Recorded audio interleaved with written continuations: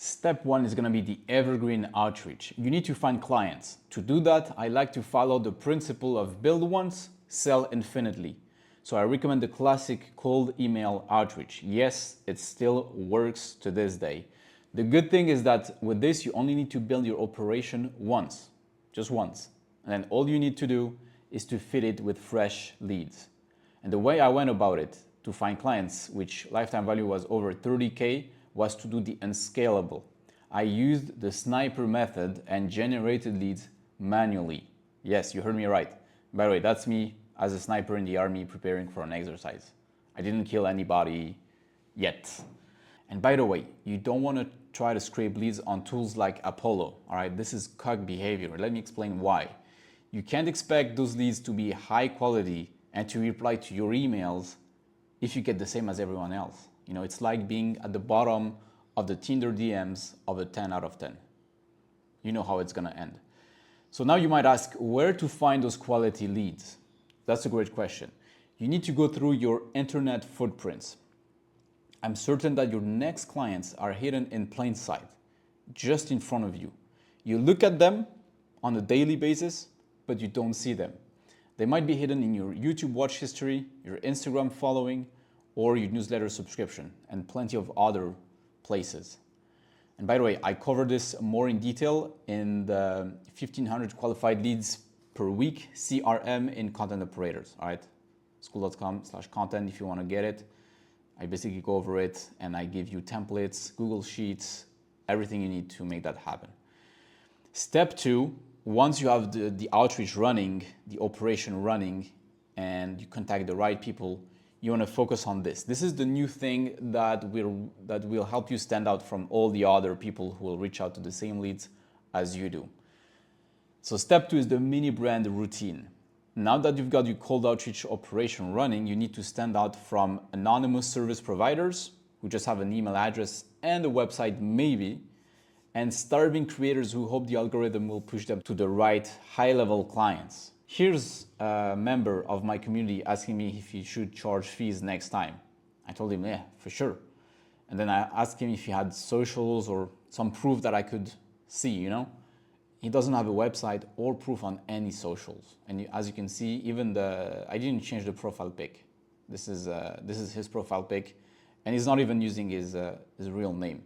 So that's gonna make things super difficult. Maybe in the past, maybe 5 years ago, maybe 2 years ago, it was okay to reach out to people with some kind of anonymous profile. But right now, everybody is on social media. Everybody is gonna have a look at what you've done and who you work with and the results you've generated.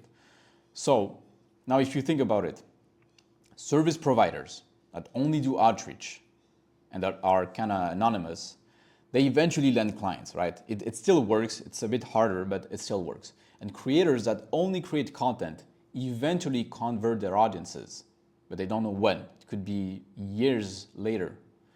But those who do both, which is us, they control their leads and their conversions, all right? And the difference here is that one controls the volume, the other controls the trust. But the real results come from when you can control both volume and trust.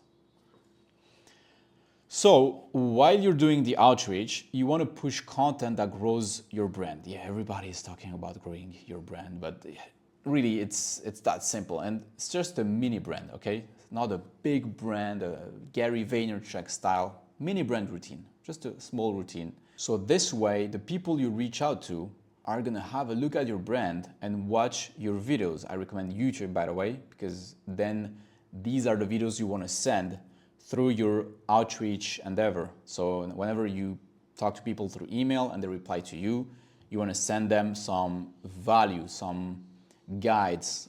You wanna solve their problems, right? And you can do this with videos hosted on YouTube because everybody trusts links on YouTube. So it's gonna be easier either for technical aspects, so deliverability, or just for trust aspects. The next thing you wanna do, because you probably don't know what content to create, right? You don't know how to create it. You just wanna reply to 3 questions, and most likely 2 questions. So why your stuff matters, what results it does produce, and how to do it. The why and the what, so these two here, will mostly attract buyers, which is good, which is what you want to really focus on. This is what is going to help you sign clients and get them results. And you want to create those as you're doing your outreach, signing clients and getting them results, because it's way easier to create content that comes from documenting your journey, because you just have to talk about what happened. You don't even need the script, right? Rather than just sit down and try to create an idea or content based on the trends or whatever. It's way easier to do it this way. And then the how, it builds goodwill by giving them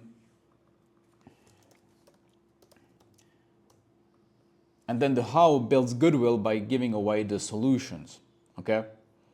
It is helpful at times, but it might attract freebie seekers. So use it modestly, because if your value resides mostly on information, which is going to be deprecated pretty soon with AI, but if it's the case, then giving away everything undervalues your information, and basically people are going to use it, get results with them, and tell you, oh, thank you, man, you really helped me grow with this brand and stuff, and you're not going to get anything in exchange. It actually happened to me.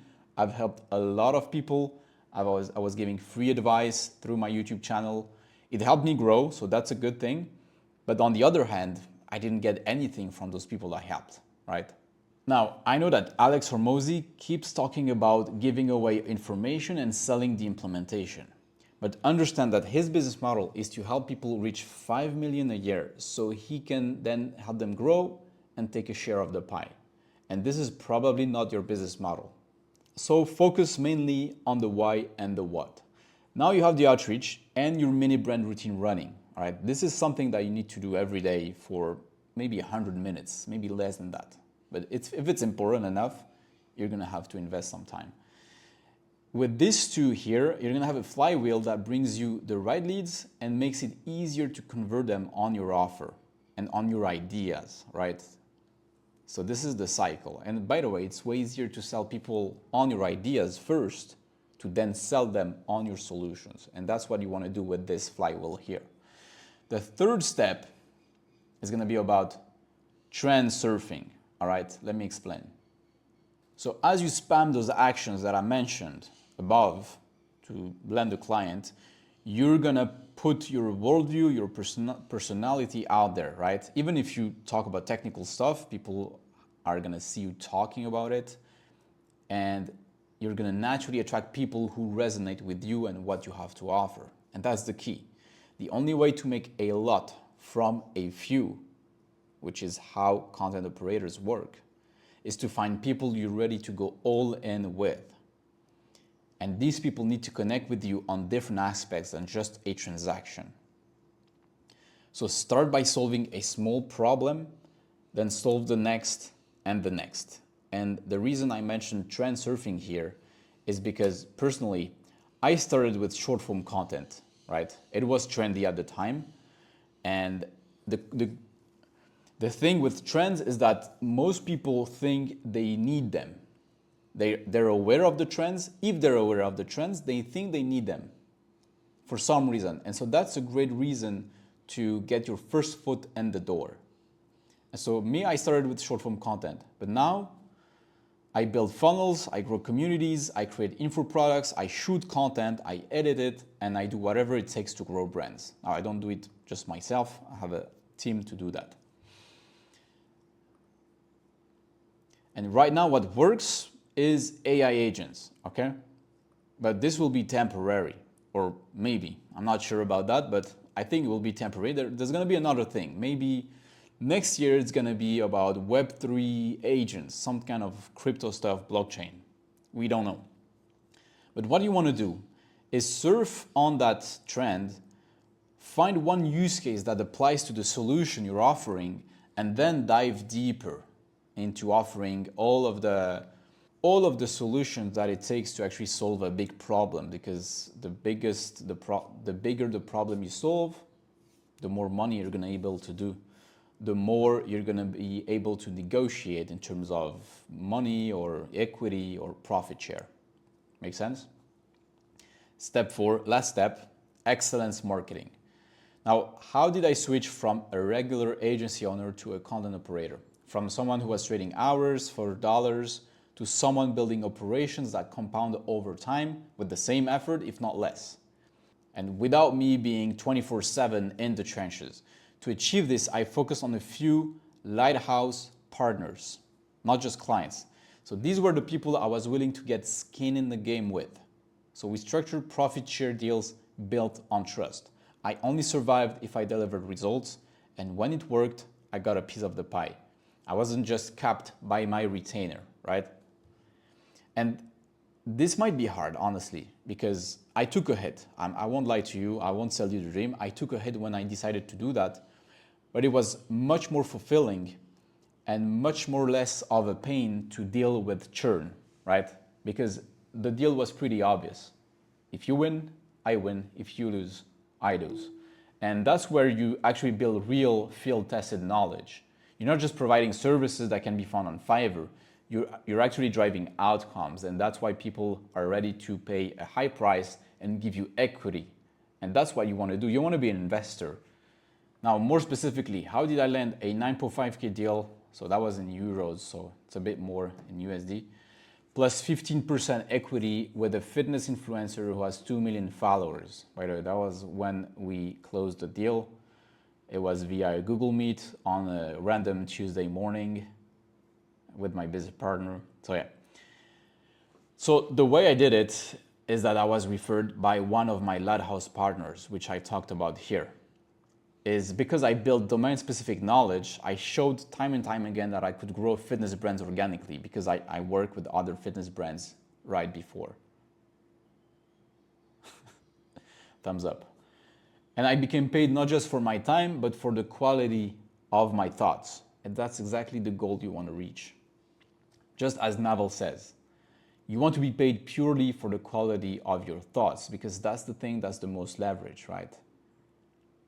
You build specific knowledge with your hands, with your actions, with your hours, and then you turn it into thoughts that actually drive outcomes, which are super leveraged because you can have unlimited thoughts every day, right? But you only have 24 hours to work. Now, let's be honest. Can you control referrals like this? Yes. Honestly, yes, by strategically reaching out to the people in your partner's network. But the real key is to do so much great work that other people come to you. This is way easier, right? And it makes conversion much better and deals easier to negotiate. So excellence is the best marketing strategy. If you need weekly perspectives on how to be paid purely for the quality of your thoughts, well, join Content Operators. See you in the trenches.